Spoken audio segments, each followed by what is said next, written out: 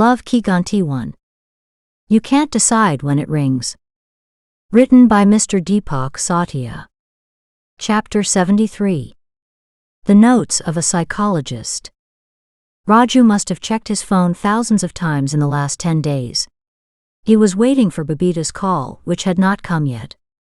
10 days had passed since the park accident, and Raju had no news about Babita. Raju did not know anything special about Babita, but due to his old bad actions, he knew that Babita was a very submissive person. That's why he was sure that Babita would not be able to recover from the new shock. Babita's non-call was confirming Raju's thinking. However, he definitely sent a lot of encouragement to Babita through his mental waves. Raju did not know that Babita's elder sister's name was Shabnam. After the park incident, Shabnam made her younger sister stronger than before. Remembering every helper present in the park, Babita recovered from the incident in just 6 days. Does it come to your mind that I might have come with you that day? Shabnam asked Babita on the 7th morning. Hearing the question, Babita thought for a while and then shook her head no. This thought had definitely come after seeing the gun in their hands, but later when they were lying unconscious, I remembered the knife given by Raju. Only then I understand why Raju gave me the knife and why you sent me all alone, said Babita. What did you understand? Shabnam asked with hope in her eyes. I understand that we all cannot be together every moment in life. If you don't learn to live on your own, you will have to remain imprisoned at home, Babita said, looking into her sister's eyes. Shabnam was both happy and emotional. So will you go alone to take admission? When Shabnam asked, Babita thought a little and confidently nodded yes. When will you go? Shabnam asked. After sleeping to my mind's content for 2 days, Babita said, and Shabnam laughed. Babita also laughed. Then both of them went to their father's room and started watching TV. The parents, who were unaware of the unpleasant incident that happened to their daughter, had gone to a neighborhood function. Papa G, who was fond of reading newspapers, had become addicted to watching the news on TV. Along with national news, he also used to watch nearby news on local TV. Whenever TV was under the possession of Mommy G, she used to watch bhajans and kirtans. When the daughters were alone at home, the sounds of songs and films would come from home. Just by listening to the sound of the TV, the neighbors used to get an idea who was the current owner of the TV in their house. There used to be an advertisement for a psychologist in the city, on a local TV channel. Everyone used to make fun of that ad, saying that this English ostentation would not work here. Ashish also used to do the same. But on the night he was discharged from the hospital, he did not make fun of the psychologist, because while listening to the doctors in the hospital, he had come to know the importance of psychiatrists, psychologists, and counselors. On the 5th day of the park incident, he called the psychologist, made an appointment, and reached his office the next afternoon. Ashish was surprised to see that the psychologist's office was his home. Actually, the psychologist had converted a house into an office, because he knew that due to typical offices, people of Bharat do not come to him out of fear. That's why he made his office look like a home, so that the patients felt as if they had come not to a mental asylum, but to a single friend's house. The psychologist was more surprised than Ashish because his face was swollen. His arms, 1 leg and 1 foot were in plaster.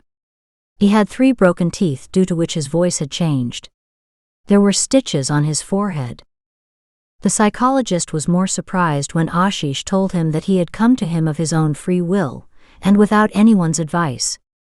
If this is the case, then you will benefit more than enough from me, because you have already left the hesitation behind. Tell me, why have you come to me? The psychologist said. I want you to hear the story of my life. I didn't get addicted while I was in the hospital. Without drugs, my mind got disturbed at first, but then I became calm. In that peace, I understood that I am not who I have become. I want you to find out who I am, Ashish said. The psychologist was very happy to hear this. "You have come to the right place," said the psychologist. From that day Ashish started going there regularly. He would narrate his story for 2 hours every day, and the psychologist would keep writing his notes while listening to his story. Over the next several days, Ashish narrated his life story. After that, the psychologist took a break. On the other hand, Babita left her house all alone purposely only when she could not find her female friends on the next bus. She had to go to university all alone. So she did the same. When Babita reached the university gate, Raju's watchman friend Janakraj called him and said, "Today your female friend has come to the university. She looks completely fit and happy." "Who is with her?" Raju asked. "There is no one, she has come alone," Janakraj said, putting Raju in a dilemma. He did not understand whether he should consider Babita a brave girl or foolish. Thinking, "I have to go," as shortly as Raju looked at the mirror in his room, his wish changed. Instead of the face of a gentleman, Raju's face looked like a map of an unknown country. Being very sad, Raju started searching for medicine. His mother used to follow him with the medicine in her hand, and he used to say, showing lots of tantrums, "Now I don't have to apply medicine on my face has become normal." As momentarily as the thought of his girlfriend came to Raju, he realized that his face had still not healed. "Ma ji, where is the medicine?" Worried Raju said, because he had not found the medicine. On the other hand, when Babita started walking towards the canteen, she scolded herself halfway and reminded her what Raju's first wish was. Babita went straight to the university office and took admission alone with full confidence. After that, she went to the canteen. Her eyes were searching for Raju, but Raju was not there. She mustered up a lot of courage and asked Uncle Mathur, who told her that Raju was on leave. "Has he left any message for me? My name is Babita," Babita asked after mustering a lot of courage. "Hey daughter, he is a number one moody man. He doesn't pick up my phone, how will he leave you a message?" Saying this, Uncle Mathur gave the phone to Babita. "What do I do with it?" Babita asked. "Try your luck, call him, maybe he pick up the phone. If he picks it up, make sure he talks to me," Uncle Mathur said, and got busy with his work. Babita came out of the canteen very happy. Raju, who was angrily resting after applying the medicine, heard his phone ringing. "You used to stare at the phone the whole day, what happened now?"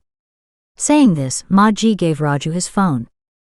Seeing the canteen uncle's number, Raju's heart started beating loudly. He said hello with great anticipation, and he jumped with joy after hearing Babita's voice from the other side. He went crazy thinking that Babita had called him as shortly as she reached the university. "Do you take the admission?" Raju asked. Hearing this question, Babita was both very happy and angry. "I thought you would ask about me first," Babita said. "I know very well about your health. Can you tell me whether you took admission?" Raju said. "Yes, I took it," Babita said irritably. 10 minutes later, the canteen owner was looking for his phone. He thought that the phone might have fallen somewhere, so when he came out to look for it, he saw a girl talking on his phone and feeling shy. "Hey daughter, did you start talking to your relatives?" Uncle Mathur said in tension. "Oh sorry uncle," said Babita. "Did you talk to Raju?" Uncle Mathur asked. "Yes, I am talking to him only," Babita replied. "So why didn't you tell me?"